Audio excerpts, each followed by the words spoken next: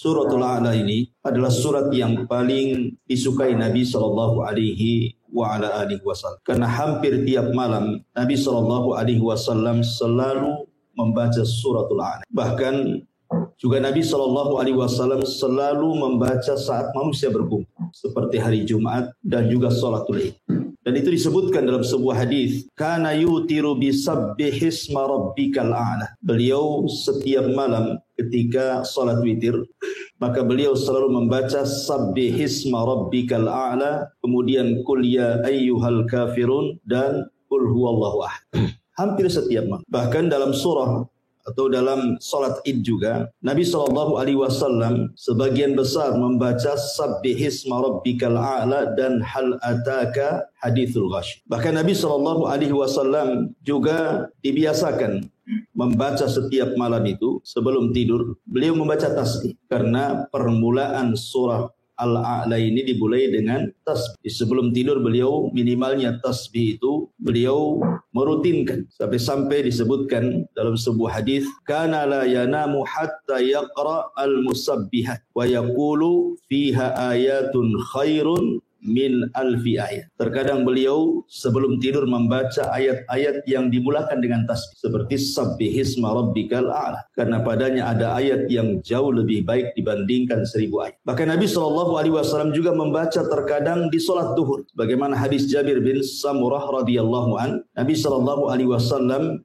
yaqra'u fi dhuhri sabbihisma rabbikal a'la rawahu Muslim. Terkadang beliau dalam salat duhur juga membaca sabbihisma rabbikal a'la. Hadis ini dikeluarkan Al-Imam Muslim. Bahkan Nabi SAW ketika marah kepada Mu'adz ketika dia mengimami kaumnya membaca Al-Baqarah, kemudian ada satu jemaahnya keluar karena tidak tahan dengan lamanya Mu'adz menjadi imam, kemudian Mu'adz menyalahkan makmumnya dan mengatakan engkau munafik. Kemudian sampailah kabar ini kepada Nabi SAW yang dimarahi Mu'adz dan mengatakan afattanu ya Mu'adz, apakah engkau akan membuat fitnah wahai Mu'adz? Aina kunta an sabbihisma rabbikal a'la wadduha wa idas sama'un fatar. Kenapa kau tidak membaca sabbihisma rabbikal a'la saja, ataupun wadduha, ataupun idas sama'un fatar? Menunjukkan bahwa Nabi SAW juga menganjurkan membaca sabbihisma rabbikal a'la di salat Isya, karena Mu'adz ketika itu salat Isya. Taib, dan banyak lagi hadis-hadis seputar ini. Bahkan dalam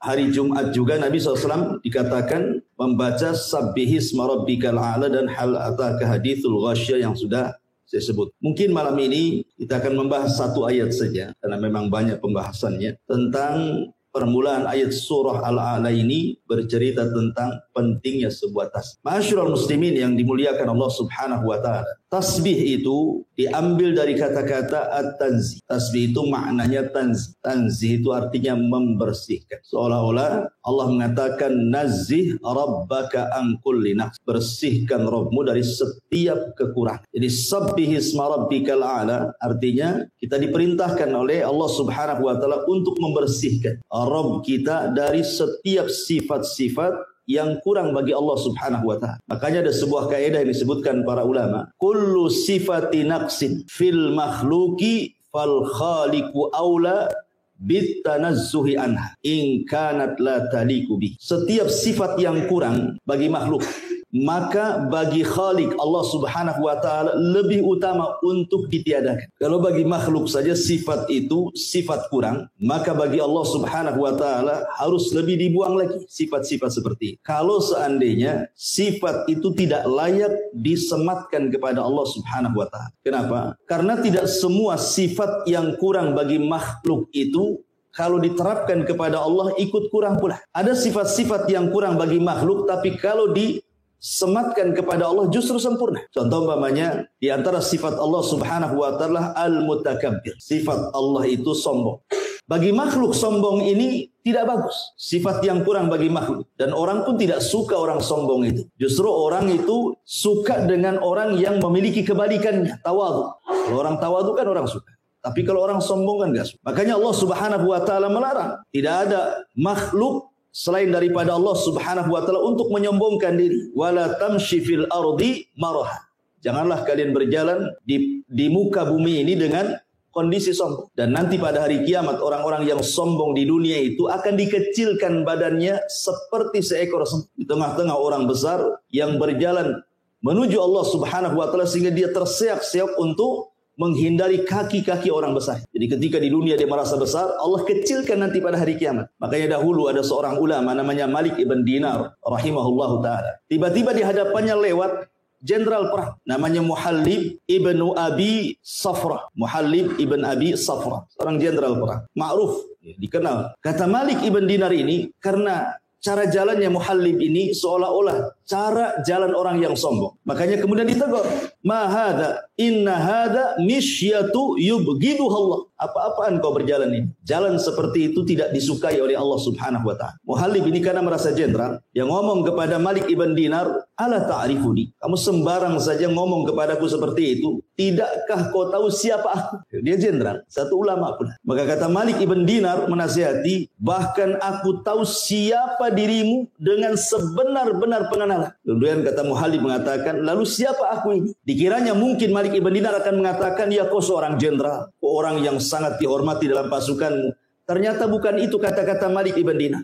Apa kata Malik ibn Dinar? "Ya, aku tahu siapa kamu. Alasta antal ladzi awwaluka nutfatan nadhirah wa akhiruka jifatan qadirah wa antal an tahmilu adharah." Bukankah engkau yang dulu terlahir dari air mani yang sangat hina, dan kelak engkau ketika mati akan menjadi bangkai yang sangat busuk, dan sekarang engkau dalam badan membawa najis yang sangat kotor. Baru dia terdiam dan dia mengatakan, "Al-an araftani haqqal ma'rif." Oh, terima kasih, kau sudah mengingatkan aku siapa aku. Dari sini menunjukkan bahwa sombong itu tidak disukai Allah. Tapi kalau Allah sombong, itu sudah wajar. Sesuatu yang kurang bagi makhluk, belum tentu kurang bagi Allah kalau sifat itu diletakkan kepada Allah. Tetapi secara kaidah umum, setiap sifat yang kurang bagi makhluk, kalau diterapkan kepada Allah, maka lebih kurang lagi, tidak boleh. Kecuali ada sifat-sifat yang terbalik tadi. Tapi yang jelas bahwa ketika Allah mengatakan sabbihisma rabbikal a'la, hendaklah kita mensucikan Rabbmu yang maha tinggi ini,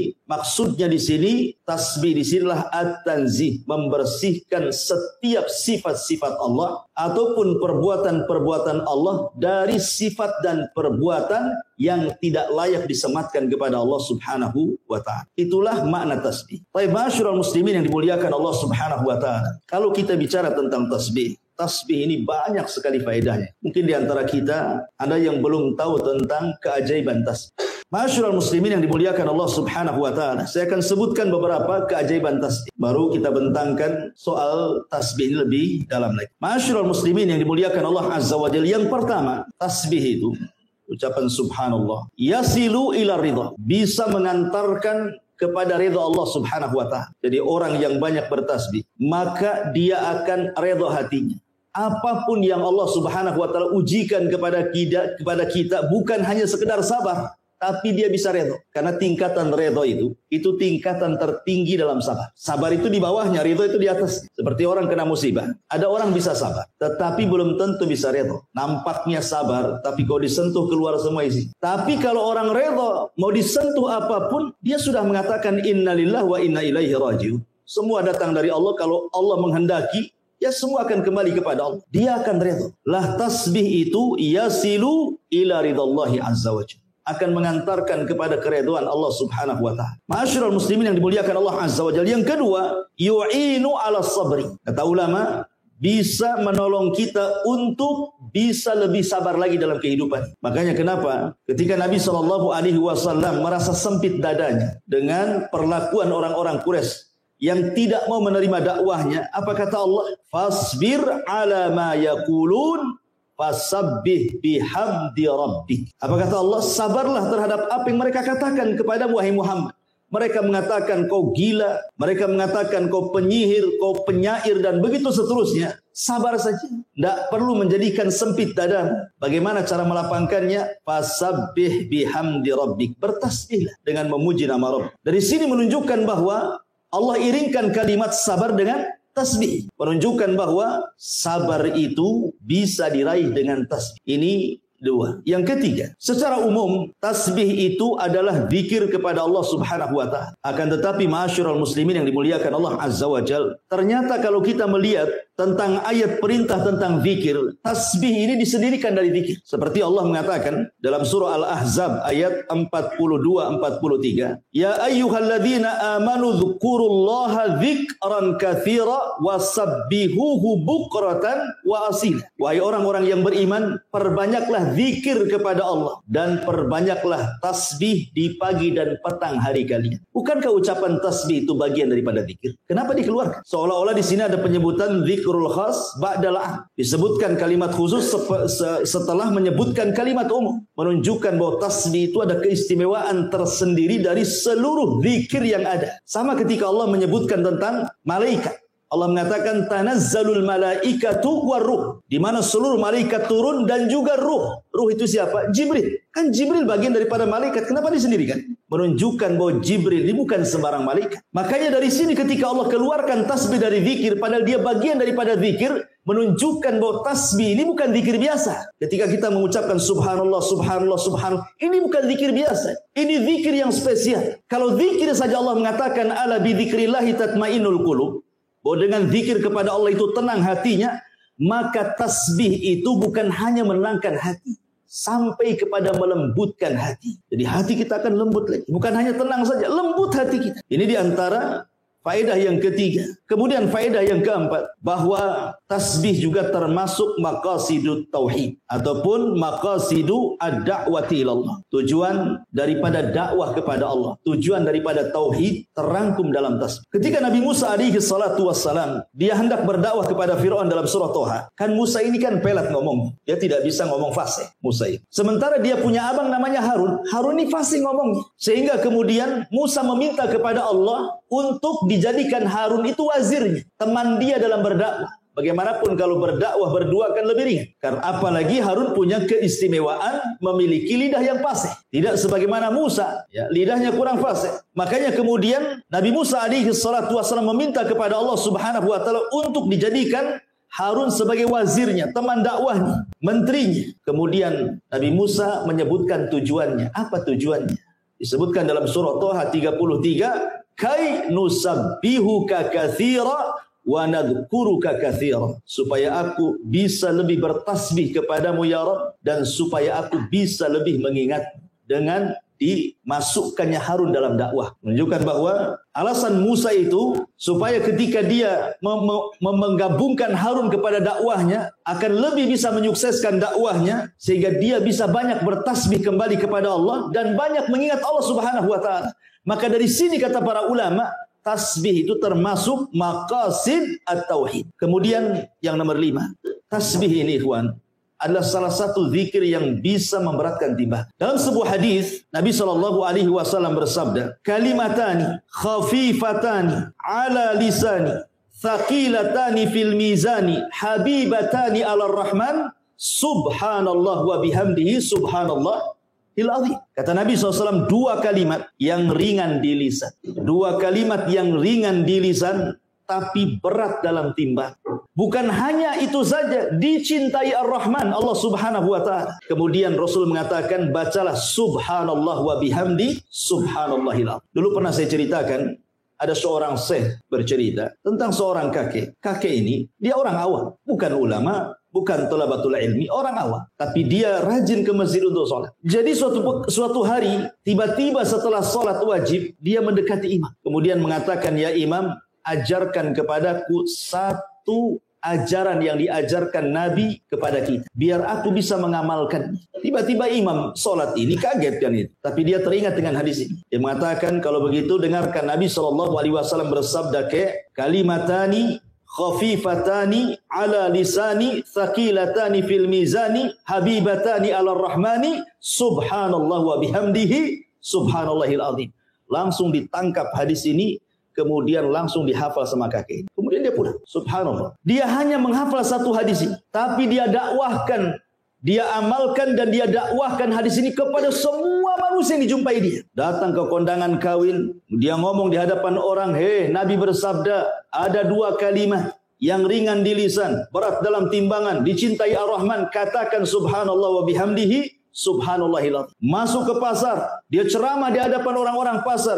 Orang pasar, ada dua kalimat, ringan di lisan, berat dalam timbangan, dicintai Ar-Rahman, katakan subhanallah wa bihamdihi subhanallahil azim.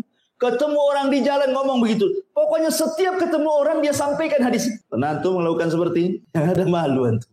Tiba-tiba Allah takdirkan kakek ini jatuh sakit gara-gara ditabrak mobil. Masuk dia ke rumah. 3 hari dia koma. Hari ketiga dia sadar. Kemudian keluarganya senang. Ketika dia sadar, yang pertama dipanggil bukan keluarganya. Aina dokter? Mana dokter? Oh, dokter langsung dipanggil, sibuk tuh dokter. Kata dokter sambil pegang tangannya, iya kek, saya dokter. Kata kakek ini, ya dokter, Nabi bersabda, 2 kalimat, ringan di lisan, berat dalam timbangan, dicintai Ar-Rahman, katakan dok, subhanallah wa bihamdihi subhanallahil azim. Kemudian dia mati. Dia akhiri kematiannya dengan subhanallah wa bihamdihi subhanallahil azim.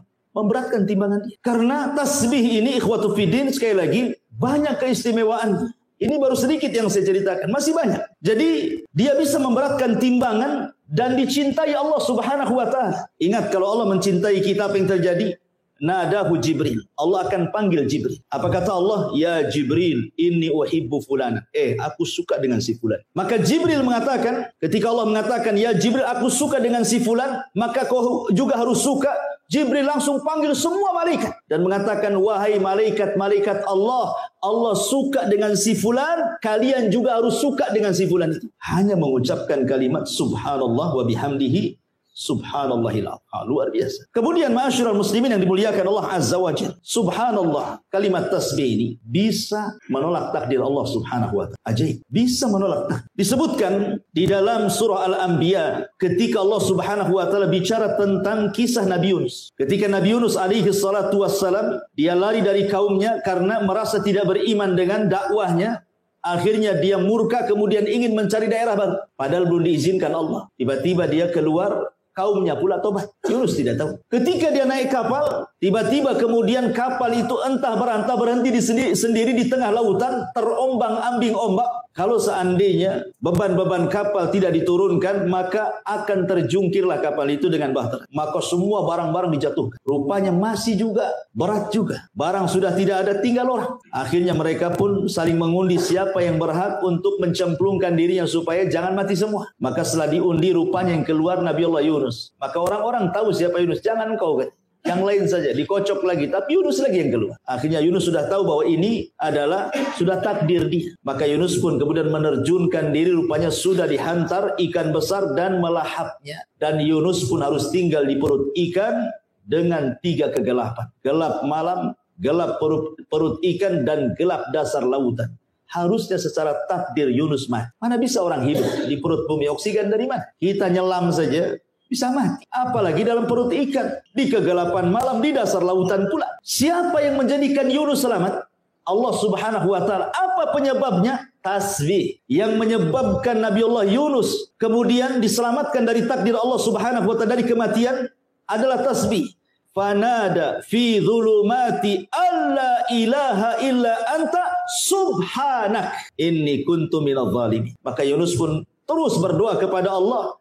Tidak ada sembahan yang berhak disembah kecuali Dia. Subhanak. Di tasbih. Maha suci Engkau ya Allah. Sungguh aku termasuk orang-orang yang zalim. Makanya Allah mengatakan, kalau seandainya Yunus itu bukan termasuk ahli tasbih, la labitha fi batnihi ila yaumi yub'atsun. Maka Yunus tidak akan dikeluarkan dari perut ikan itu sampai kiamat dibangkitkan. Kalau bukan karena dia ahli tasbih. Bahasanya ahli tasbih. Makanya dia diselamatkan. Ya, tasbih bisa menolak takdir. Bahkan kita tahu bahwa dahulu di zaman Bani Israel ada seorang nabi yang digigit oleh satu semut. Marah dia. Kemudian dia bawa obor api. Kemudian hendak dibakarlah itu satu kampung semut itu. Yang salah satu semut mau dibakar pula kampung semut. Maka Allah Subhanahu wa ta'ala utus malaikat menegur nabi tersebut. Maka kemudian malaikat ini mengatakan, angkarasatka namlatun ahlakta ummatan minal umami tusabbih, katanya.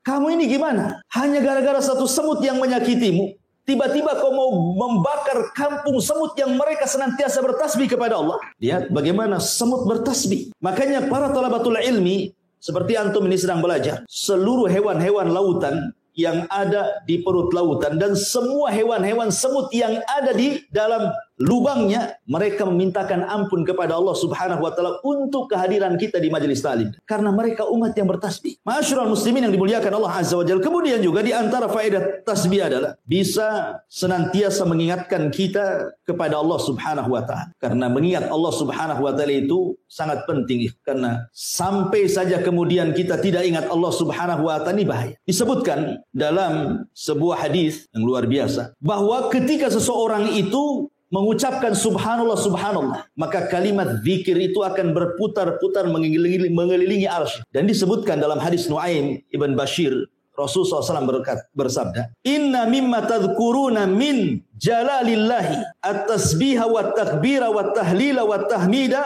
Sesungguhnya kalimat-kalimat zikir yang kalian lafadkan dari keagungan Allah, baik berupa tasbih subhanallah, baik berupa takbir Allahu akbar, baik berupa tahlil la ilaha illallah, baik berupa tahmid alhamdulillah. Apa kata Nabi SAW? Tidaklah orang mengucapkan kalimat itu, tidaklah seseorang di antara kalian suka bila ada amalan-amalan yang senantiasa disebutkan di sisi Allah Subhanahu wa taala, maka kalimat tasbih, kemudian takbir, kemudian tahlil, kemudian tahmid, mereka akan berputar-putar haulal arsy lahunna zawi kadawawi nahl. Kata Nabi SAW, maka kalimat itu akan berputar-putar mengelilingi arsy Allah, dan kalimat-kalimat zikir tersebut mengeluarkan suara seperti suara lebah, menyebut-nyebut nama orang yang sedang menyebut-nyebut nama Allah di sisi. Jadi kita diingatkan terus dengan Allah dengan zikir itu. Jadi kalimat itu akan berkeliling-keliling. Kalau antum baca subhanallah, maka kalimat ini akan naik ke langit. Kalau antum membaca alhamdulillah la ilaha illallah, kalimat-kalimat ini akan berputar-putar di arsy. Kemudian akan menyebut-nyebut nama orang yang sedang berzikir di hadapan Allah, mengingatkan kita kepada Allah. Bahkan yang lebih hebat lagi, kalau antum memperbanyak tasbih, satu kalimat tasbih itu seolah-olah antum telah berinfak dengan gunung emas. Disebutkan hadis yang sahih yang dikeluarkan oleh Imam At-Tabarani dari sahih oleh Syekh Nasiruddin Al-Albani rahimahullahu taala, "Man halahul lailu an yukabidahu au bakhila bil mali an yunfiqahu au jabuna anil aduwi an yuqatilahu falyukthir min subhanallah wa bihamdihi fa innaha ahabbu ilallah min jabali dhahabin yunfiquhu fi sabilillahi azza wa jalla." Lihat kata Rasul, siapa yang dicegah oleh istirahat malamnya sehingga dia tidak bisa sholat malam, atau kebakhilannya sehingga dia tidak mau berinfak, atau ketakutannya sehingga dia tidak mau berjihad perang, maka hendaklah perbanyak ucapkan subhanallah wa bihamdi. Maha suci Allah dan dengan segala pujian milik Allah, karena yang demikian itu lebih disukai Allah dari gunung emas yang engkau infakkan di jalan Allah. Kalau kita membaca subhanallah subhanallah, kata Rasul, itu lebih baik daripada gunung emas yang kau infakkan di jalan Allah. Kalimat tasbih. Dan siapa juga yang punya gunung emas? Kalaupun antum dapat gunung emas, sudah rebutan. Taruhlah kemudian antum punya gunung emas, kemudian diinfakkan, itu tidak lebih baik dibandingkan antum memperbanyak tasbih. Bahkan tidak ada satupun doa orang yang memperbanyak tasbih kecuali dikabulkan. Di zaman Imam Ahmad ini ketika dia keluar dari penjara, sudah tua, kan? Karena dia kan bolak-balik masuk penjara, Imam. Jadi dia ingin mengunjungi satu kawannya, tapi tempatnya nun jauh di sana. Dia harus mengadakan safar. Maka dia pun kemudian mengambil bekalnya, sudah tua, tapi Imam Ahmad pun diberikan kekuatan fisik. Walaupun sudah tua itu diberikan kekuatan fisik. Dia berjalan, ingin berkunjung kepada teman. Dan ingat, itu sebuah amal soleh. Kalau antum berkunjung kepada kawan, tidak ada niat kecuali silaturahim.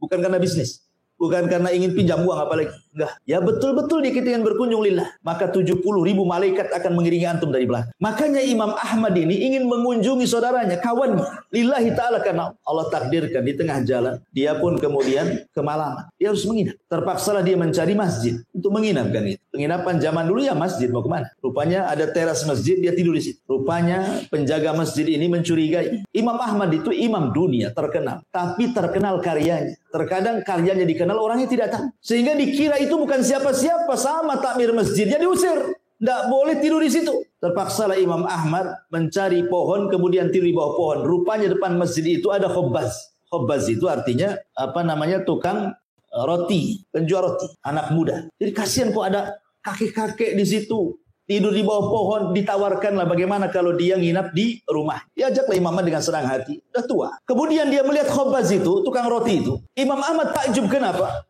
Sambil kerja itu, lisannya tidak pernah berhenti untuk mengucapkan subhanallah, astagfirullah, subhanallah, astagfirullah. Pokoknya tasbih dan istighfar itu tidak lepas dari lisan. Kita saja kalau kita zikir terus-terusan kan capek juga kan itu. Antum baca subhanallah, subhanallah, berapa jam antum sanggup? Lidah pun dah kering. Pasti ada berhentinya kan? Ini tidak. Mulai dari kerja sampai subuh, lisannya terus ngomong. Imam Ahmad nih heran. Kok bisa dia berzikir seperti itu? Sampai tidak tidur Imam Ahmad itu. Karena takjub dengan anak muda itu. Akhirnya ditanyalah sama Imam Ahmad itu. Bagaimana kau bisa melakukan itu? Apa kata anak muda ini? Karena sudah terbiasa wahai Imam. Setiap hari aku sudah melakukan seperti ini. Jadi zikir itu sudah jadi kebiasaan dia. Orang kalau sudah biasa kan nggak akan capek kan itu. Udah biasa dia mengucapkan subhanallah, astagfirullah, subhanallah. Udah biasa. Imam Ahmad mengatakan, anak muda kan tidak tahu kalau itu Imam Ahmad. Imam Ahmad mengatakan, apa barokah zikir dengan memperbanyak tasbih dan istighfar itu? Apa manfaatnya? Maka anak muda ini mengatakan, demi Allah, tidaklah aku berdoa kepada Allah subhanahu wa ta'ala kecuali diijabah, kecuali satu doa yang belum diijabah. Semua doa yang kupanjatkan semua dikabulkan Allah, kecuali satu, katanya. Imam Ahmad heran, apa yang satu itu? Maka anak muda ini mengatakan, begini wahai fulan, wahai bapak tua, sesungguhnya aku sangat mencintai seorang alim min ulama'i dunia. Dia sedang dipenjara sekarang. Aku sangat takjub dengan karya-karyanya. Aku ingin belajar kepadanya, tapi karena kesibukanku aku tidak bisa menjumpai dia. Jadi Imam Ahmad heran, siapa orang yang kau jadikan panutan itu sehingga kau menjadi ahli ibadah seperti ini kan? Anak muda ini mengatakan namanya Ahmad ibn Hanbal. Rupanya di situ Imam. Kata Imam, demi Allah, doamu sudah dikabulkan Allah subhanahu wa ta'ala. Aku adalah Ahmad ibn Hanbal. Itulah buah barokahnya dengan memperbanyak zikir kepada Allah kan. Cita-citanya dikabulkan oleh Allah subhanahu wa ta'ala. Jadi kalau antum punya cita-cita belum dikabulkan, perbanyak zikir, perbanyak tasbih, istighfar, tahlil, tahmid. Insya Allah, siapa yang ingat Allah, maka Allah ingat kita. Siapa yang lupa dengan Allah, Allah pun lupa dengan kita. Udhkurullaha yadhkurukum. Ingatlah Allah, Allah ingat kalian. Masyarul muslimin yang dimuliakan Allah Azza wa Jalla. Kemudian juga di antara faedah tasbih adalah mukaffiratul dzunub, bisa menggugurkan dosa. Kita ini setiap hari ikhwan, dengan adanya medsos di depan saya ini, setiap hari antum berdosa mata antum. Setiap hari. Entah berapa kali mata antum memandang aurat itu di handphone itu. Baik di YouTube, baik di IG, baik di Facebook kan gitu ya. Terkadang baik di TikTok. Ada yang men-TikTok kan. Kita sering niatnya itu tujuannya mungkin dengar berita. Entah kenapa tiba-tiba nampak pula ada gambar-gambar sur gitu kan.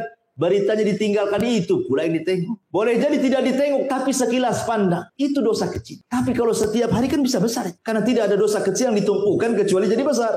Dan tidak ada dosa besar kalau antum digempur dengan istighfar kan begitu. Kata Nabi SAW, man qala subhanallah wa bihamdi mi'ata marratin hutat khotoyahu wa in kanat mithla zabadil bahri wa fi riwayatin akthar min zabadil bahr. Siapa yang mengucapkan subhanallah wa bihamdihi 100 kali dalam sehari, maka Allah subhanahu wa ta'ala akan hapuskan dosa-dosanya, walaupun dosa antum itu sebanyak buih di lautan atau lebih banyak daripada buih di lautan. Berbiasa. Siapa yang bisa menghitung buih lautan? Tidak ada yang bisa menghitung buih lautan. Bahkan kata Rasul, lebih banyak daripada buih lautan. Seandainya dosa kita lebih banyak dari buih lautan, tetap diampuni. Tentu yang dimaksud di sini dosa-dosa kecil maksud, bukan dosa-dosa besar. Karena dosa besar harus dengan taubatan nasuha. Tapi kan setiap hari kita memandang aurat. Antum ke pasar, antum di jalan, lihat wanita-wanita ini. Kan nampak auratnya. Entah tertampak, entah keenakan nampak.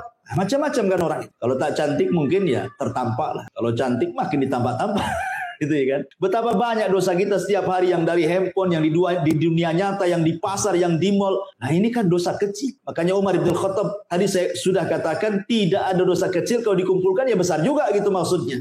Tapi itu bisa dihapuskan dengan memperbanyak subhanallah wa bihamdi, subhanallah wa bihamdi. Ya. Ma'asyiral muslimin yang dimuliakan Allah subhanahu wa ta'ala. Kemudian juga lebih daripada itu, bahwa tasbih ini sebab mendapatkan rizki Allah subhanahu wa ta'ala. Jadi orang akan mudah mendapatkan rizki Allah subhanahu wa ta'ala disebabkan dengan memperbanyak tasbih. Nabi Zakaria Mungkin sebagian antum sudah dengar ceritanya. Dia berdoa kepada Allah Subhanahu wa taala untuk meminta anak. Dia sudah tua, istrinya mandul. Ketika dia melihat Maryam dalam mihrabnya memperbanyak zikir kepada Allah Azza wa Jalla dan beribadah, kemudian tiba-tiba dapat karomah, ada makanan, maksudnya buah-buahan di musim dingin pula ada di musim panas, atau ada buah-buahan di musim panas pula ada di musim dingin. Kata Zakaria, kalau ini terjadi kepada Maryam, bukan mustahil Allah pun bisa memberikan keturunan kepada. Akhirnya kemudian Zakaria mulai meniru Maryam. Apa itu? Memperbanyak ibadah di mihrab. Seraya berdoa kepada Allah agar minta diberikan keturunan. Allah kabulkan, Allah kabulkan. Kemudian ketika datang malaikat memberi kabar bahwa dia akan memiliki keturunan dengan nama yang tidak ada sebelumnya, yang diberi nama oleh dia, namanya Yahya. Zaman itu nggak ada Yahya, kecuali Zakaria saja yang memberi nama Yahya. Kalau sekarang banyak Pak Yahya, di mana-mana ada Pak Yahya. Dulu nggak ada nama Yahya kecuali putra Zakaria. Kemudian Nabi Zakaria mengatakan, qala rabbi ij'al li ayah. Ya Rabb, sekarang berikan tanda-tandanya kalau memang aku akan punya turunan. Seperti apa tanda-tandanya? Maka Allah mengatakan, qala ayatuka alla tukalliman nas salasata ayyamin illa ramza. Tandanya kalau istrimu hamil, maka tiba-tiba kau akan bisu. Kau tidak akan bisa ngomong selama 3 hari. Kau hanya bisa mengisyaratkan dengan mata, dengan telinga, dengan dahi, dengan tulisan. Pokoknya kau akan susah ngomong. Kalau engkau kemudian merasa susah bicara dan itu selama 3 hari, itu istrimu lagi hamil. Itu tandanya. Kemudian di ujung ayat Allah katakan apa?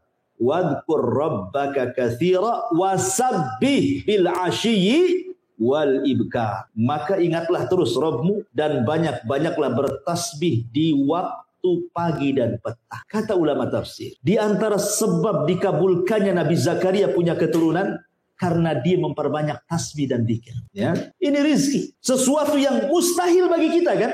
Rupanya mungkin pula bagi Allah Subhanahu wa taala. Dengan apa? Ya tadi memperbanyak zikir, terutama tasbih. Dan itu juga dijelaskan dalam nasihat Nuh alaihi salatu wassalam. Suatu ketika Nuh sebelum wafat, itu kan mengumpulkan putra-putranya. Dikumpulkan putra-putra. Kemudian Nuh mengatakan kepada anak-anaknya, aku wasiatkan kepada kalian dengan 4 perkara. Yang 2 kuperintahkan, yang 2 kularang. Adapun yang 2 kuperintahkan, jangan lupa dengan kalimat la ilaha illallah. Sebab kalau seandainya kalimat itu ditimbang di satu neraca, kemudian 7 lapis langit dan 7 lapis bumi ditimbang di neraca satunya, maka la ilaha illallah jauh lebih berat dibandingkan langit dan bumi. Ini satu. Kemudian yang kedua, kata Nuh alaihi salatu wassalam, yang pertama la ilaha illallah, kemudian menjelaskan tentang keutamaannya. Kemudian yang kedua, wa subhanallah wa bihamd. Wasiat yang kedua kata Nuh, jangan lupa membaca subhanallah wa bihamd. Apa faedahnya kata Nuh? Fa innaha salatu kulli syai'in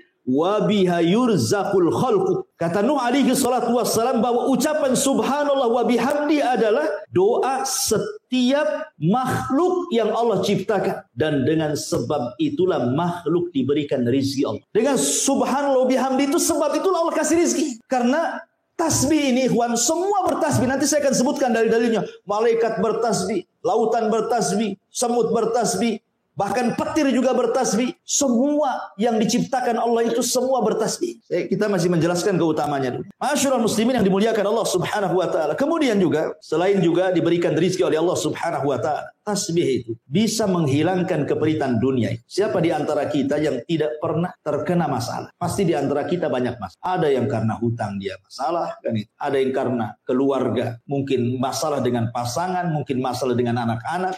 Ya kan? Mungkin masalah di kantor, mungkin masalah di jalan.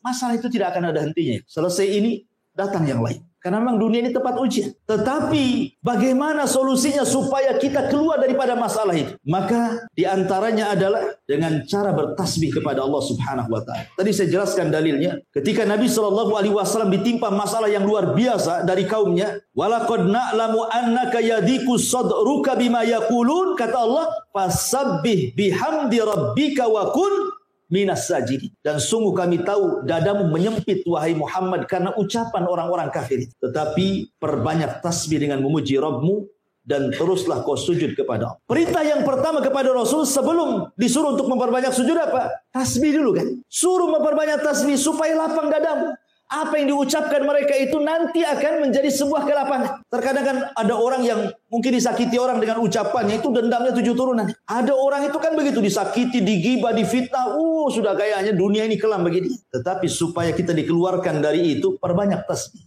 Ini salah satu manfaat tasbih. Makanya kata Abdurrahman As-Sa'di dalam kitabnya Tafsir As-Sa'di, ketika beliau memberikan catatan kepada ayat ini, apa kata beliau? Aktsir min dzikrillah wa tasbihihi wa tahmidihi was salati fa inna dzalika yuwassi'u sadra. Perbanyak oleh kamu zikir kepada Allah, kemudian bertasbih, bertahmid dan salat, dan itu bisa melapangkan dada kita. Ma'asyiral muslimin yang dimuliakan Allah Azza wa Jalla. Kemudian juga tasbih ini adalah ucapan yang paling dicintai Allah Subhanahu wa taala. Tasbih ini adalah ucapan yang paling dicintai Allah Subhanahu wa taala. Disebutkan dalam hadis Abi Dzar radhiyallahu anhu. Nabi sallallahu alaihi wasallam pernah ditanya, "Ayyul kalami afdal?" Rasul, kalimat yang paling afdal itu apa? Yang diucapkan manusia. Maka Nabi SAW mengatakan, Inna ahabbal kalam ilallah subhanallah wa bihamd. Sesungguhnya tidak ada ucapan yang lebih dicintai Allah melebihi antum mengucapkan subhanallah wa bihamdi. Itu ucapan yang paling dicintai Allah subhanahu wa ta'ala. Ikhwan, orang kalau cinta itu pasti dengan memperbanyak penyebutannya kan. Kalau antum cinta istri, nggak akan disebut tuh istri tetangga. Nggak akan disebut.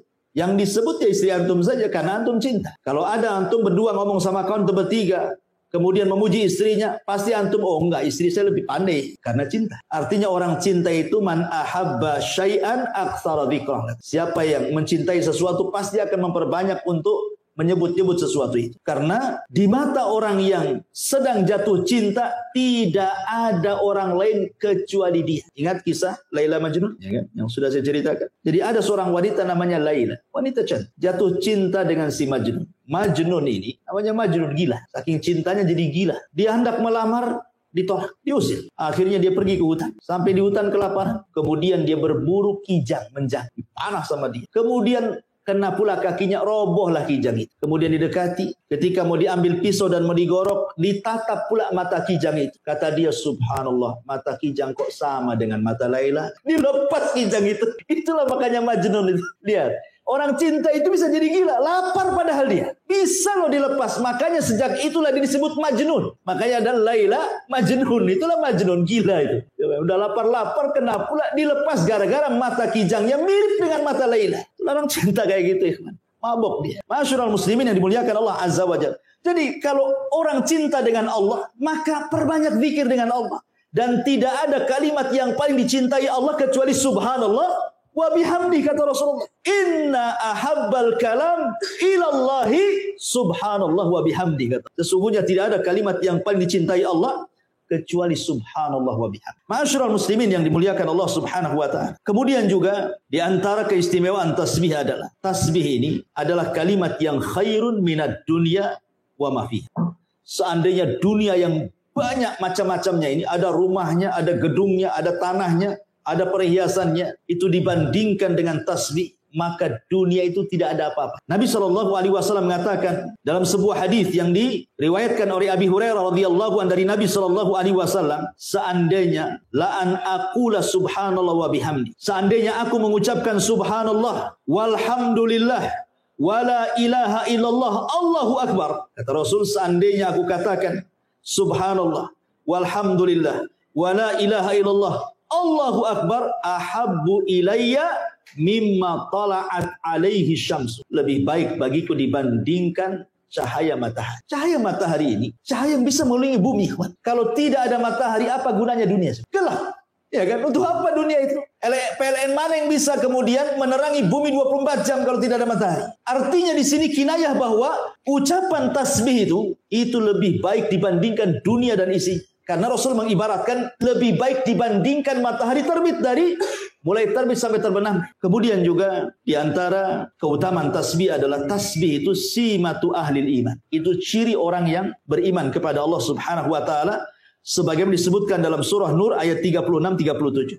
Fi buyutin adinallah an turfa wa yudhkar fiha ismuhu yusabbihu lahu fiha bil ghudwi wal asar. Di rumah-rumah yang Allah izinkan untuk diangkat, maksudnya di masjid-masjid, diizinkan oleh Allah untuk diangkat namanya. Kemudian disebut-sebut namanya dengan cara zikir, yusabbihu lahu fiha bil ghudwi wal asar. Maka orang-orang yang beriman senantiasa mereka bertasbih di pagi dan petang hari mereka. Menunjukkan bahwa tasbih, orang yang mempunyai tasbih itu bagian daripada simatu ahlil iman, ciri orang yang beriman kepada Allah Azza wa Jalla. Ma'asyiral muslimin yang dimuliakan Allah Azza wa Jalla, termasuk juga di antara keutamaannya adalah kasbu hasanatin katsiratin fi awqatin yasirat. Membaca subhanallah bihamdihi ini sama dengan antum berniaga, modalnya kecil tapi untungnya besar. Modalnya mungkin 100.000, untungnya pula 100 juta. Enak nggak? Enak lah.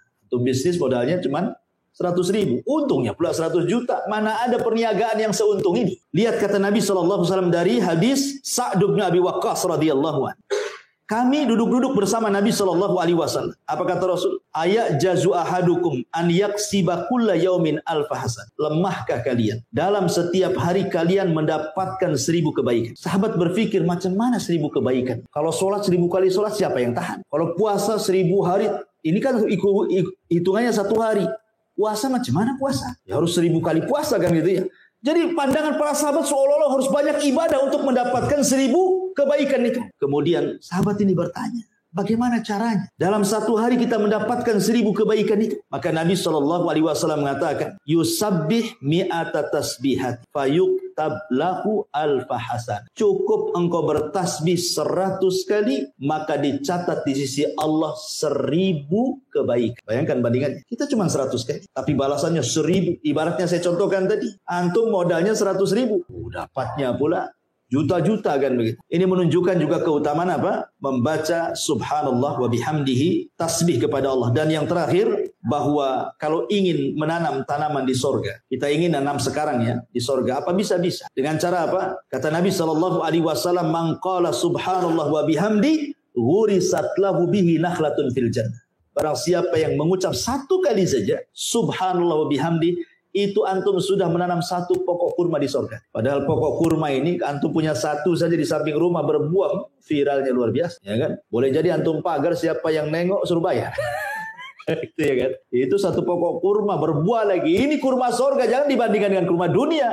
Jadi kalau kita ingin bercocok ladang di sorga itu, perbanyak zikir. Karena itu girasnya. Cara menanamnya itu dengan cara zikir. Kita akan diberikan tanaman macam-macam tuh ya, di sorga kelak. Dan semua bermanfaat bagi kita. Ma'asyiral muslimin yang dimuliakan Allah Azza wa Jalla, ini di antara keutamaan tasbih. Tasbih ini juga diajarkan oleh Nabi SAW dalam beberapa tempat yang harus kita baca. Seperti contohnya dalam solat saja. Dalam iftitah solat itu ada juga lafaz yang diajarkan Nabi SAW, subhanakallahumma wa bihamdika wa tabarakasmuka wa ta'ala jadduka wa la ilaha ghairuka. Itu salah satu juga doa iftitah kan. Selain Allahumma ba'id baini wa baina khotoyaya kan. Wajjahtu wajhali alladzi fataras samawati wal ardh, atau yang lainnya. Lah salah satunya adalah subhanakallahumma wa bihamdika wa tabarakasmuka wa ta'ala jadduka wa la ilaha ghairuka. Di sini Allah memulai, Rasul mengajarkan dengan membacakan 1 tasbih di permulaannya. Subhanakallahumma, maha suci engkau ya Allah. Kemudian juga dibaca ketika inda qiraati ayatin fiha tanzihullah. Bahkan disunahkan kalau ada orang membaca Al-Quran, umpamanya sabbih isma rabbikal a'la ini ya. Ada orang baca di samping kita sabbihisma rabbikal a'la, maka Rasul menyunahkan apa? Subhan. Jadi kalau ada orang baca di samping kita, baca Quran ya, pas yang dibaca itu ayat tasbih, nah, kita juga menjawab dengan subhan. Ya. Kemudian juga tasbih juga digunakan dalam sholat itu ketika kesalahan imam. Apabila imam salah kan, nah, maka bagi laki-laki membaca tasbih, bagi perempuan cukup dengan tepukan tangan seperti ini, ya kan? Tapi kalau laki-laki subhanallah. Kemudian juga ruku dan sujud jelas. Dalam ruku subhana rabbiyal azim, dalam sujud subhana rabbiyal a'la.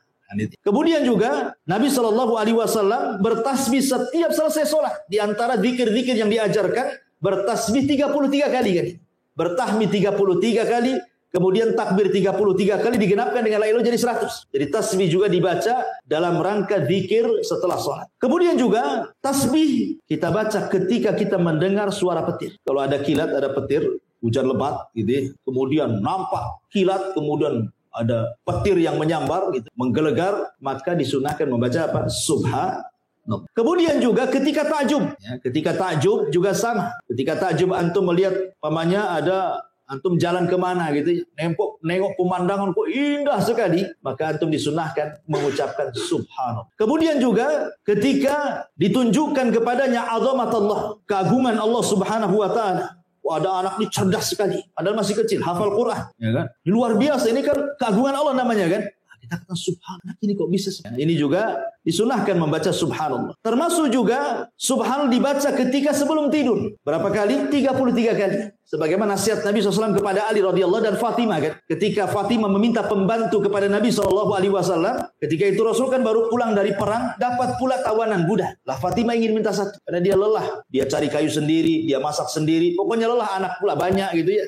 Dia ingin pembantu. Tapi Rasul mengatakan, wahai Fatimah, wahai Ali, maukah ku ajarkan beberapa kalimat baca sebelum tidurmu, itu lebih baik daripada pembantu. Kemudian kata Rasul, tasbihlah 33 kali. Tahmidlah 33 kali. Takbirlah 34 kali. Baru kau tidur. Itu lebih baik dibandingkan engkau mendapatkan pembantu. Coba antum praktekkan ke istri. Kalau istri antum kelelahan, bang, cari pembantu. Sini. Nabi ngomong, ada kalimat lebih baik dibandingkan pembantu. Milih mana? Kira-kira milih mana? Jadi milih dua-duanya banget. Gitu. Kemudian juga disunahkan ketika intibah minan naum. Ketika seseorang terbangun dari tidur juga disunahkan membaca subhan. Kemudian juga disebutkan juga ketika al-istiwa ala al-markub. Antum naik di atas kendaraan, antum baca subhan. Bahkan ketika antum berjalan di kendaraan, kalau menanjak antum disuruh takbir, Allahu Akbar. Ya. Kalau nurun disuruh tasbih subhanallah. Semua maha suci Allah Subhanahu wa taala. Termasuk juga indal kusuf, indal qarab ya, ketika salat gerhana, ketika sedang banyak kesulitan, tadi sudah saya jelaskan, termasuk juga selesainya majelis ta'lim. Apa doanya? Subhanakallahumma bihamdika asyhadu an la ilaha illa anta astaghfiruka wa atubu ilaik. Wassalamualaikum warahmatullahi wabarakatuh. Enggak, belum selesai. Ya. Jadi intinya bahwa itu juga termasuk disuruh tasbih. Ya. Setelah antum baca majelis tasbih. Justru dengan tasbih itu, karena kita tidak tahu, mungkin kalau antum begini kan tidak aktif ya, pasif saja ngomong. Tapi kalau antum berkumpul di luar, ngobrol di warung, ya berempat berlima gitu, kan saut-sautan. Terkadang kan ada kumpul itu dalam rangka rapat, dalam rangka main-main saja, dalam rangka kumpul-kumpul. Terkadang adalah kalimat-kalimat itu yang menyinggung. Kita tidak tahu, entah ketika ngobrol itu tahu gibain orang, ya, tahu-tahu menghina orang. Makanya supaya antum keluar dari majelis itu tidak punya dosa, itulah ada namanya kafaratul majlis. Maka disebut kafarah itu untuk menghilangkan dosa di majelis itu. Karena kalau orang sudah bermajelis itu macam-macam omongannya di situ kan. Entah tidak sadar ngomongin orang, menghina orang, entah yang di situ pula tersinggung kan. Maka sebelum pergi baca ya kafaratul majlis supaya keluar itu sebagaimana masuk yang tidak punya dosa. Jangan pula masuk tak punya dosa, keluar pula banyak dosa gitu maksud. Makanya ada namanya kafaratul majlis. Lah kafaratul majlis itu salah satu kandungannya adalah tasbih. Karena dimulai dengan tasbih itu. Menunjukkan, dan tadi saya sudah katakan bahwa tasbih itu bisa menggugurkan dosa. Ma'asyiral muslimin yang dimuliakan Allah Subhanahu wa taala. Baik. Kemudian kalau kita melihat di dalam Al-Qur'anul Karim, tasbih ini Allah Subhanahu wa taala sampai menyebut dalam tatanan bahasa Arab, ada yang dalam bentuk fi'il madhi, ada yang dalam bentuk fi'il mudhari, ada yang dalam bentuk fi'lul amr, ada juga yang dalam bentuk masdar. Coba bayangkan, semua kata kerja ada. Contoh umpamanya, kata kerja yang fi'il mudhari umpamanya ya. Contohnya, banyak dalam Al-Qur'an seperti yusabbihu lillahi ma fis samawati wa ma fil ard. Yusabbihu lillahi ma fis samawati wa ma fil ard al-malikul quddus. Ya kan? Dalam surah Al-Jum'ah Allah mulai dengan fi'il mudhari yusabbih, ataupun dengan kalimat masdar subhanakallah, subhanallah, itu masdar artinya. Seperti Allah Subhanahu wa taala mengatakan la ilaha illa anta subhanaka inni kuntu minadh dhalimin. Atau dalam bentuk fi'il madhi, sabbaha lillahi ma fis samawati wal ardi wa huwal azizul hakim. Surah Al-Hadid. Atau dalam bentuk perintah seperti yang kita sedang kaji ini. Sabbih. Ya, itu perintah namanya kan. Sabbih. Bertasbihlah engkau. Lihat bagaimana Allah Subhanahu wa taala sampai-sampai menyebutkan kalimat tasbih dalam Al-Quran itu banyak sekali. Ada yang mengatakan sampai 900 kali. Kalimat tasbih diulang-ulang dalam Quran. Saking banyaknya, saking pentingnya kalimat tasbih. Sampai ada dalam bentuk fi'il madhi, fi'il mudhari', fi'il amr, ada juga dalam bentuk masdar gitu. Karena saya katakan tadi keutamanya sudah saya jelaskan secara global tadi. Baik, kalau kita melihat tentang alam semesta ini, bagaimana Allah Subhanahu wa taala menjelaskan bahwa semua makhluk itu bertasbih kepada Allah. Allah bertasbih untuk dirinya. Sebagaimana Allah mengatakan dalam surah As-Saffat ayat 180, Subhana rabbika rabbil izzati amma yasifun. Di sini Allah bertasbih kepada dirinya sendiri. Ya. Kemudian para malaikat bertasbih. Yusabbihuna al-laila wan nahara la yafturun. Malaikat itu bertasbih siang dan malam tidak bosan. Jadi tasbih itu ucapan malaikat. Zikirnya malaikat setiap hari, siang malam tidak berhenti. Kemudian juga tasbih juga adalah ucapan para nabi. Seperti umpamanya Nabi Musa ketika meminta untuk melihat Allah. Apa kata Musa? Angdur ilaika ya Rabb. Tolong tampakkan wajahmu kepadaku ya Rabb. Apa kata Allah? Lantarani. Kau nggak bisa melihatku wahai Musa. Tapi kalau kau maksa, lihat gunung itu. Fasaufa, kalau engkau melihat gunung itu tidak bergempa, maksudnya diam saja, tidak hancur, fasaufa tarani, engkau akan melihat. Falamma tajalla rabbuhu lil jabali ja'alahu dakka. Allah katakan ketika Allah betul-betul menampakkan kepada gunung Saina itu, hancur gunung batu itu. Fasara Musa sa'iqam. Musa pun terpental kemudian pingsan. Setelah dia bangun, apa kata Musa? Tubtu ilaika. Musa mengatakan, Subhanaka tubtu ilaika. Maha suci engkau ya Rabb. Aku taubat kepadamu. Gak akan minta lagi untuk engkau tampakkan kepada aku. Lihat, Musa menyebut Subhan. Begitu juga tadi kisahnya Nabi Yunus kan? La ilaha illa anta subhanaka inni kuntu mina zalimin. Itu zikirnya para nabi. Tasbih itu zikirnya para nabi. Zikirnya para rasul. Termasuk juga gunung-gunung. Termasuk juga binatang-binatang, burung-burung. Semua bertasbih kepada Allah. Dan itu Allah mengatakan, وَسَخَّرْنَا مَعَ دَاوُدْ الْجِبَالَ يُسَبِّحْنَ وَالطَّيْرَ. Dan kami tundukkan kepada Daud gunung-gunung yang bertasbih dan juga burung-burung yang bertasbih. Kemudian juga Allah Subhanahu wa taala menjelaskan tentang tasbihnya ar-ra'du, petir kilat itu bertasbih. Wa yusabbihur ra'du bihamdi, dan petir itu bertasbih kepada Allah dengan senantiasa memujinya. Bahkan penduduk sorga juga bertasbih. Da'wahum fiha subhanakallahumma. Ini penduduk surga mengatakan subhanakallahumma, bertasbih. Termasuk juga semua yang diciptakan Allah bertasbih. Dan itu Allah mengatakan sabbaha lillahi ma fis samawati wa ma fil ard. Semua yang ada di langit, semua yang ada di bumi bertasbih. Kalau orang senantiasa bertasbih, ikhwan, orang itu tidak mungkin melakukan kemaksiatan. Bumi yang kita pijak bertasbih.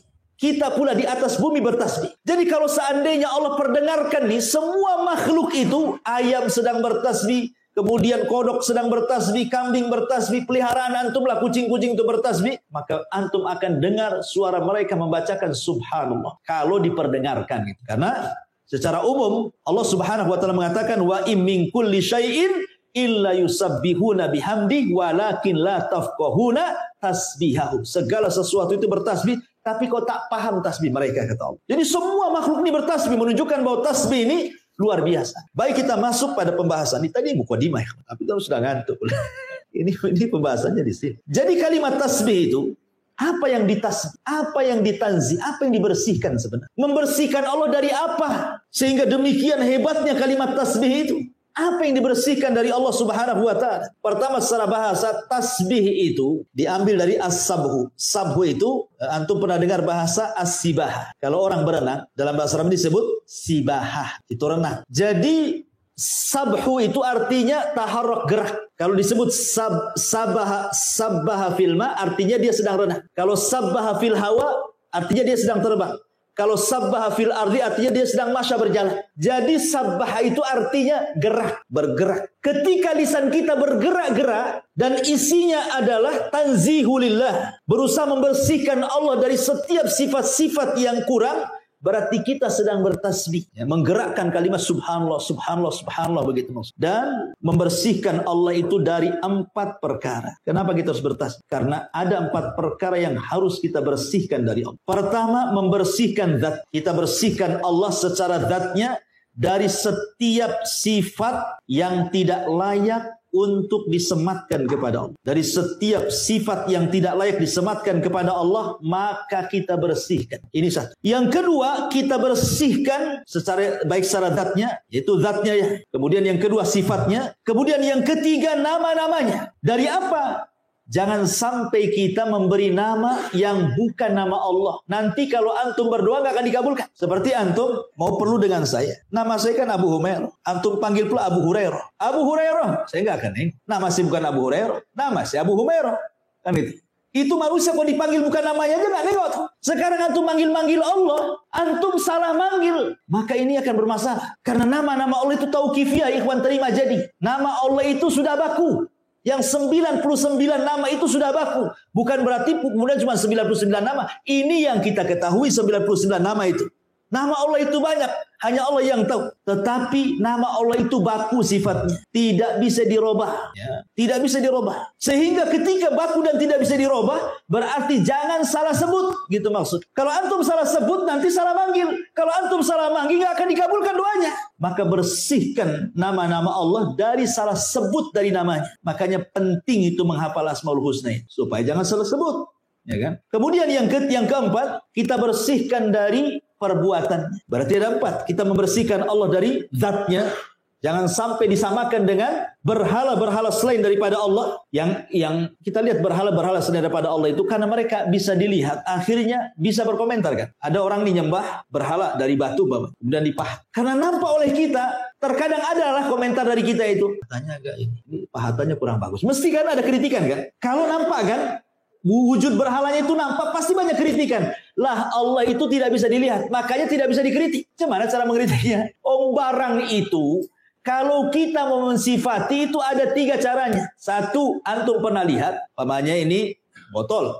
Ya, ini botol. Ana katakan, antum tahu nggak botol itu seperti apa? Karena antum pernah melihat. Tahu botol kayak gini. Karena pernah melihat. Atau ada kembarannya. Ini ada kembarannya nih. Memang yang aslinya saya tidak tahu. Tapi KW-nya saya pernah lihat. Nah, mungkin bentuknya kurang lebih. Atau tidak pernah melihat. Tidak ada KW-nya. Tapi dapat kabar dari orang yang pernah melihat. Sekarang kita terapkan dengan Allah. Ya kan? Siapa yang pernah melihat Allah? Tidak ada. Berarti tidak bisa kita terima. Kemudian ada nggak orang yang pernah melihat kembarannya Allah? Mustahil Allah punya kembar. Bagaimana caranya? Paling tinggi yang ketiga. Kita mengenal Allah dari orang yang Allah utus sebagai nabinya yang diberitahu tentang sifat dan nama-namanya. Rasulullah. Hanya itulah kabar tentang Allah dari Rasulullah. Makanya ketika kita bicara tentang nama dan sifat bagi Allah, tetapkan nama itu sebagaimana yang Allah tetapkan dalam Al-Quran atau sebagaimana yang Rasul tetapkan dalam hadis. Begitu juga sifat-sifatnya. Dengan tidak mentashbih menyerupakan. Dengan tidak mentakid membagaimanakan. Dengan tidak mentaktil menghapus dan begitu seterusnya. Itulah akidah ahli sunnah. Jadi kita bersihkan termasuk perbuatan Allah. Dan perbuatan Allah itu 2. Perbuatan Allah itu 2. Tidak lepas daripada al-fadlu dan al-adlu. Allah itu kalau berbuat sesuatu kepada hambanya, imma al-fadlu, imma al-adlu. Apa itu fadlu? Apa itu al-adlu? Kalau dia bermuamalah dengan orang-orang kafir, maka Allah bermuamalah dengan cara al-adlu, keadilan. Kalau dia bermuamalah dengan orang-orang yang beriman, maka Allah akan bermuamalah dengan cara al-fadlu. Fadlu itu dengan cara Allah lebihkan dengan rahmat. Makanya ketika orang-orang kafir, kenapa Allah ciptakan surga? Kenapa Allah ciptakan neraka? Allah ciptakan neraka karena al-adlu, keadilannya. Allah ciptakan surga karena al-fadlu, karunianya. Ketika Allah masukkan orang ke surga, berarti karena keutamaan dan rahmatnya. Ketika Allah masukkan orang ke neraka, itu bukan karena kezalimannya, tapi karena keadilannya. Nah, bisa dipahami. Ya? Jadi perbuatan Allah tidak lepas daripada 2. Lain dengan perbuatan hamba. Perbuatan hamba tidak lepas daripada 3. Pertama, zalim. Hamba itu zalim. Tidak pernah adil. Dan ini kebanyakan orang zalim. Kemudian yang kedua, adil. Dan ini sangat sedikit. Kemudian yang ketiga, di atasnya adil lagi. Yang disebut dengan al-fadl tadi. Dan itu sangat sedikit. Tapi Allah cuma 2 ketika bermuamalah dengan kita. Ima bermuamalah dengan keadilannya. Ima bermuamalah dengan kita dengan rahmat dan karunia-Nya. Itulah Allah ciptakan surga dan neraka. Ma'asyiral muslimin yang dimuliakan Allah Subhanahu wa taala. Taib. Di sini Allah mengatakan sabbihisma rabbikal a'la. Sucikanlah nama Rabbmu al-a'la yang maha tinggi. Al-a'la ini sifat daripada Rabb. Dan kalimat Rabb sendiri itu kalimat khususiyah daripada kalimat rububiyah. Jadi kalau disebut Rabb artinya kita bicara tentang perbuatan Allah yang khusus bagi Allah. Seperti Allah menciptakan, Allah mengatur, Allah menguasai dan begitu seterusnya. Ya. Makanya kalimat Ar-Rabb tidak boleh dipanggil kepada makhluk. Walaupun artinya Rabb itu secara bahasa lah sayyid, tuan, ya kan? Seperti ataupun pemilik, seperti Abdul Muthalib pernah mengatakan kepada Abroha, adapun unta itu saya robnya, Rabbul Ibil. Kan itu ya. Adapun Ka'bah itu ada robnya sendiri, maksudnya Allah kan itu ya. Atau kalimat rob itu bisa kalimat sayyid. Rasul mengatakan tidak boleh kita ngomong, pamannya ada budak dengan tuannya. Kemudian kita katakan kepada budaknya ini, berilah makan kepada Rabbmu. Nggak boleh. Walaupun secara bahasa itu adalah sama makna sayyid. Tapi katakanlah berilah makan kepada sayyidmu atau kepada maulamu gitu. Jangan dikatakan Rabbmu. Karena Rabb itu khususnya bagi Allah subhanahu wa ta'ala. Kecuali diidhafahkan. Ya, Rabbul Ibil, Rabbul Bait, dan begitu seterusnya. Itu bahasa Arab. Kemudian, Al-A'la tentu yang maha tinggi. Kalimat yang maha tinggi ini ikhwan. Dan ini kita tetapkan bahwa Allah subhanahu wa ta'ala itu ulu di atas ketinggian. Lalu apa yang dimaksud ketinggian itu? Maksudnya yang pertama, Allah maha tinggi itu maha tinggi secara zat wal makanah. Secara zatnya Allah itu di atas ketinggian. Ar-Rahman alal arsis tawa. Allah itu di atas ketinggian. Yang kedua, tinggi di sini maksudnya tinggi al-qadar, kemuliaannya. Maksudnya kemuliaan ini tidak ada yang semisal dengan Allah subhanahu wa ta'ala. Laisa kamitsli syai'un wa huwas samiul basir. Kemudian yang ketiga, tinggi qaharnya. Apa qahar itu? Tidak ada yang dapat mengalahkan Allah. Semua bergerak dengan izin Allah. Kemudian yang terakhir, ya, tinggi nama dan sifatnya. Tidak ada yang lebih tinggi dibandingkan sifat-sifat Allah dan nama-namanya. Disinilah kemudian kita tinggikan Allah subhanahu rabbiyal a'la. Makanya kenapa ketika kita membaca a'la ini dalam posisi kita rendah. Serendah-rendahnya orang ketika sholat dalam posisi apa? Sujud. Ya. Apa yang dibaca? Tidak subhanahu rabbiyal a'la, tapi subhanahu rabbiyal a'la. Bahwa kita ini rendah, Allah itu tinggi. Dalam posisi kita serendah-rendahnya dalam posisi sujud, kita katakan Rabbiyal a'la. Ada orang yang mengingkari bahwa Allah itu tidak di atas. Kelompok Jahmiyah sampai mengganti lafaz subhana Rabbiyal a'la menjadi subhana Rabbiyal asfal. Saya lupa namanya. Ada yang mengatakan Jahm ibn Safwan, seorang tokoh Jahmiyah. Ketika dia sujud, dia tidak mau mengatakan subhana Rabbiyal a'la. Dia ganti subhana Rabbiyal asfal. A'la itu tinggi, asfal itu rendah. Maha suci Allah yang maha rendah. Allah itu tidak ada di ketinggian. Juga diganti sama dia. Itulah Jahmiyah sesat. Kan, gitu. Intinya masyurul muslimin yang dimuliakan Allah Azza wa Jalla, dengan melihat mata antum sudah redup gitu kan. Saya pun sudah soak suaranya. Saya kira sampai di sini satu ayat saja kita kaji tafsir di malam ini, mudah-mudahan ada manfaatnya.